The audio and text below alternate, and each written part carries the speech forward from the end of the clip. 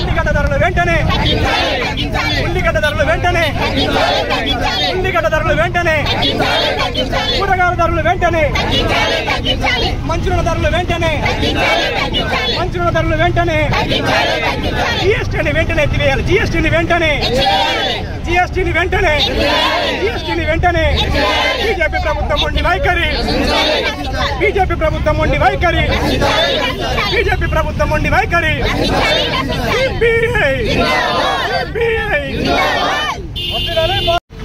2 సార్లు అధికారంలోకి వచ్చింది. వచ్చినప్పటి నుండి కూడా బీజేపీ మోడీ సర్కార్ పేదల రాజ్యం తీసుకొస్తామని చెప్పి ఆనాడు ఎన్నికల ముందు హామీ ఇచ్చినారు. కానీ జీఎస్టీ తీసుకొచ్చి నిత్యావసర వస్తువుల ధరలు పెంచి పేదవాళ్ళ మీద పెనుభారం మోపుతా ఉన్నారు. గ్యాస్ ధర పెంచినారు. అంతేకాకుండా లక్షలాది కోట్లాది రూపాయలు బ్యాంకులలో అప్పులు తీసుకున్న వాళ్ళ రుణాలు మాఫీ చేసుకుంటా పేదవాళ్ళను మాత్రం ఇబ్బంది పెడుతూ వాళ్ళ ఆస్తులు జప్తు చేస్తూ ఉన్నారు. బాలియా లాంటి వాళ్ళు అనేక మంది ఇంకా కరోడి పదులను వాళ్ళకు ఉన్నటువంటి బ్యాంకులను రద్దు చేస్తూ ఉన్నాడు.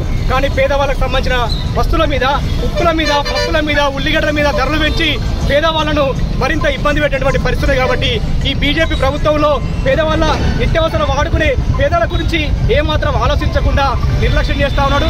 దాని నిరసనగా ఈరోజు భారత కమ్యూనిస్టు పార్టీ సిపిఐ ఆధ్వర్యంలో హుస్నాబాద్ మండల సమితి ఆధ్వర్యంలో ఈరోజు హుస్నాబాద్ అంబేద్కర్ చౌరస్తాలో ధర్నా నిర్వహించుకుంటున్నాం. ఎందుకంటే ఈ ప్రభుత్వానికి అల్టిమేటం వేయాల్సిన అవసరం ఉన్నది.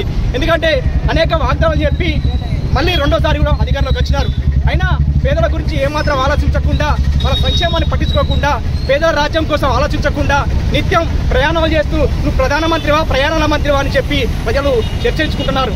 ఈ జీఎస్టీని వెంటనే రద్దు చేయకపోతే, పెరిగిన ధరల మీద, నిత్యావసర వస్తువుల ధరల మీద తగ్గించకపోతే కృత్రిమ కొరతను సృష్టించి ధరలు పెంచుతున్నటువంటి ఉప్పు పప్పుల మీద ధరలు పెంచుతున్నటువంటి ఈ ప్రభుత్వ పాలకుల మీద, అధికార నిర్లక్ష్యాల మీద రేపు రానున్న రోజులలో సిపిఐ ఆధ్వర్యంలో, భారత కమ్యూనిస్ట్ పార్టీ ఆధ్వర్యంలో పెద్ద ఎత్తున ఆందోళన చేస్తాం, ప్రభుత్వాన్ని చేస్తామని చెప్పి ఈ సందర్భంగా కేంద్ర ప్రభుత్వానికి హెచ్చరిక చేస్తా ఉన్నాం. రాష్ట్రంలో నిల్వలున్నాయి.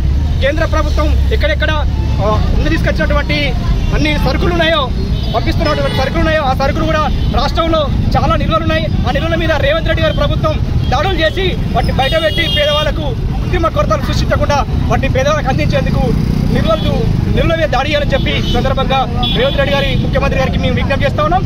లేకపోతే సిపిఐ ఆధ్వర్యంలో ఎక్కడ నిల్వలు ఉంటాయో వాటి మీద దాడి చేసి పేదవాళ్ళకు పంచుతామని చెప్పి ఈ సందర్భంగా ప్రభుత్వానికి హెచ్చరిక చేస్తా ఉన్నాం.